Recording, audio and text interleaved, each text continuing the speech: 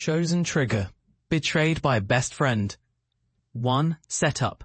I was raised on hard work and small wins, the kind that never make headlines but shove you a little closer to the dream you hold in your chest. The dream of building something that outlasts your own years. Something you can point to and say, I did that with my own hands. I learned early that when you show up early and stay late, people notice you.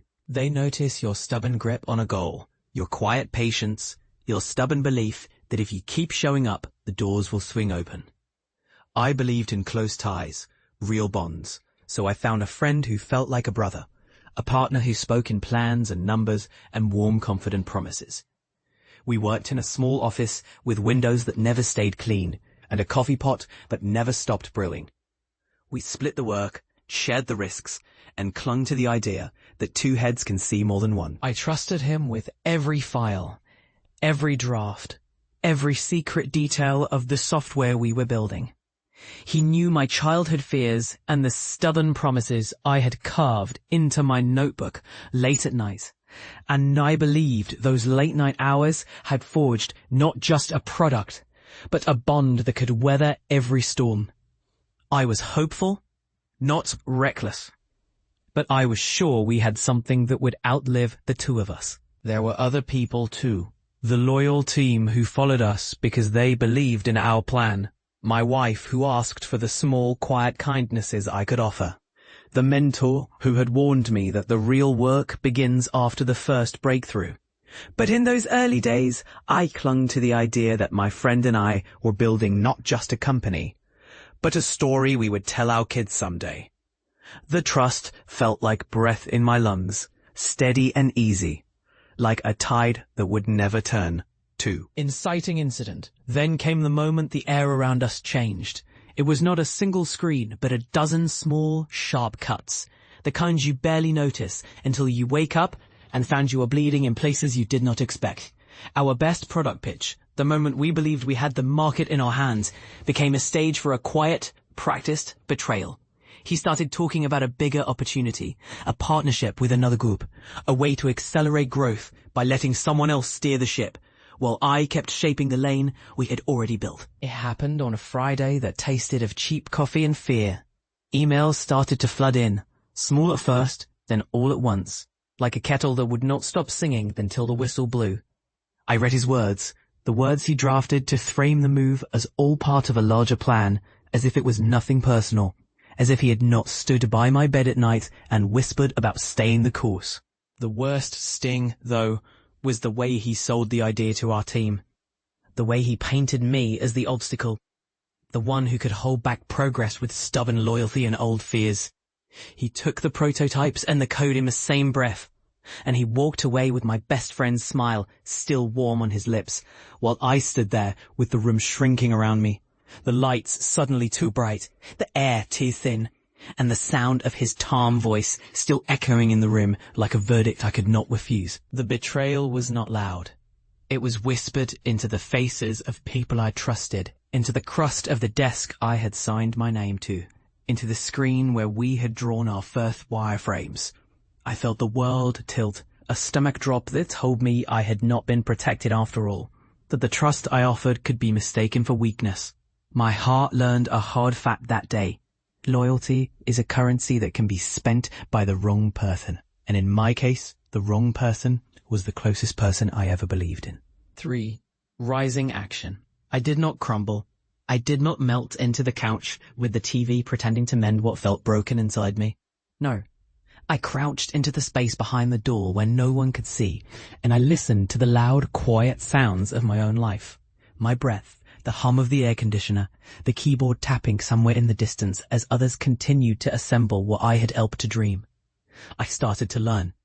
I watched patterns in his new team that I had once nurtured with patient hands. I listened to the whispers among investors, the way they spoke of loyalties, of who was covered and who would be left exposed when the storm came. I spent nights reading every contract, every email, every revision in the codebase, and I mapped out timelines, calendars, and milestones like a surgeon maps a patient's organs. I spoke to people in hushed tones, secure in the knowledge that I needed witnesses, evidence, a clean path to truth. I did not rush to revenge. I built a quiet library of proof. each file a stone laid along a road that I intended to walk to the mirror at the end of the tunnel where the lies would be laid bare. I hired a small, discreet team, a lawyer who understood the ethics of leverage, a coder who had not yet learned to fear the power of a well-timed reveal, and a journalist who cared more about truth than about flashy headlines. The air grew colder as I learned to move like a tide, slow at first, then inexorable. I kept my voice soft, a steady drumbeat, never bragging, but never apologizing for choosing clarity over chaos. My senses sharpened. I could smell the ink of a signed document even when it was not on the page yet. See the glint of a new strategy in a meeting room's glass walls. Hear the little tremor in his voice when someone asked about our origin or our shared dreams. I watched his posture change when I walked into a room. Watch the way his team looked away from me as if I carried a disease called betrayal. And I learned to accept the loneliness that follows a man who knows the truth and knows the cost of telling it. In those quiet weeks, I rebuilt what was broken inside me with a stubborn, almost stubbornly patient energy. I found new mentors, formed a tighter inner circle, and I began drafting the outline for a new project that would not borrow from his past, but would grow from the ruin of that past. I learned to move with the patience of a man who has nothing left to prove to anyone except himself, who can hear the word failure and feels it bloom into a kind of fuel, a cold fire that makes him work harder, not to hurt, but to make sure that no one who ever trusts a friend again ends up hollowed out by that trust. The climax, the day came when the plan could no longer stay hidden in the closet of my notes. He stood at a public podium, a man who had learned to speak in smooth promises and safe promises, the kind of talk that sounds like wind chimes when you stand in the rain. I watched him present a polished, glittering version of our shared dream, and I felt the familiar itch of rages bite through the calm I had grown into. I rose in the crowd, my breath steady, my eyes fixed on the image of him that the world would see if I did nothing. The room dimmed a fraction as I stepped to the microphone that had been set for him, and I did not raise my voice in loud anger. I raised the truth. I laid out the timeline, the emails, the source code commits, the calendar invites that proved he had planned to cut me out long before the moment we both believed would be ours. I explained how the seed of our idea was mine to begin with, how his version of partnership looked like a debt owed, how he used our friendship as a weapon to claim a prize that was never his alone. The audience listened as if listening to a storm approach. The lights reflected on the glass and painted him in a pale glow, and for a moment the room forgot to breathe. When I spoke, I did not need to shout. The facts did the work. He tried to interrupt, to spin a tale of misinterpretation, of miscommunication, of a misunderstood handshake, but the room saw through him. I showed the original sketches we made, the earliest emails from the week before our first big pitch, the ink on the margins that proved a single thought we shared at a late-night code session. The truth was a hammer. The lies were fragile glass. The crowd leaned in, and whispers turned into murmurs, and then into a chorus of confirmation. The career he had built on the back of my trust began to fracture in real time, his allies wincing as the story he had sold them unraveled before their eyes. The exact moment was not loud. It was precise. It was the moment of moral math, where the sum of his deception equaled a professional and personal isolation he could not pretend away. When I finished, the room stood, not in applause, but in a careful quiet, and I felt a cold certainty wash over me. He had thought he could borrow my future without paying the price.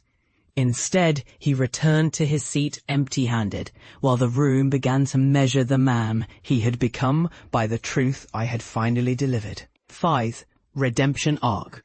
The victory was not the loud kind, but it lit something in me that had been dimmed by the years of blind trust.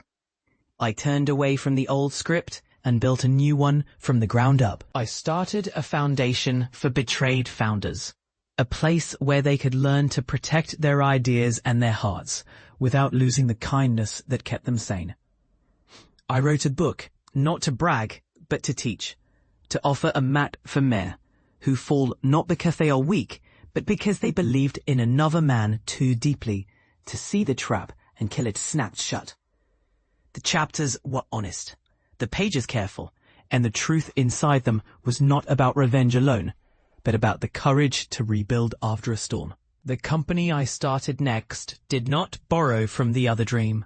It stood on its own, a bright, disciplined ship with a crew that believed in fair play, in a fair fight, in winning by better ideas and better ethics, not by stealing what was not theirs to take. I learned to mentor with quiet force, to listen to the fears in younger founders' voices, to help them name the fear, and to show them how to navigate around it without becoming what betrayed them. The pain did not vanish. It softened into a purpose so steady that it felt like a second heartbeat. The lessons poured out in late-night conversations and early morning emails, in the way I chose to respond rather than react, in how I kept my own emotions intact while defending the truth for others. If my old partner had thought he could erase me with a smooth pitch and a smug smile, he discovered that the price of betrayal is often the build of something better than what was lost. I stood taller when I spoke of resilience, and I'd found a new family of colleagues who valued integrity above all. The justice I sought was not just to win a legal battle or to ruin a career, but to ensure that other people could see the path clearly, so they would not walk into the same trap I had stumbled into.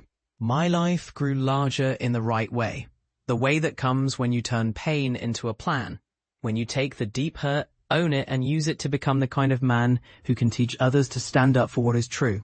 I learned to channel the sting into a calm decision, to let the truth do the talking, and to keep my own heart intact even as the world watched. 6. Ending. If this story moved you, like, share, and subscribe to this channel.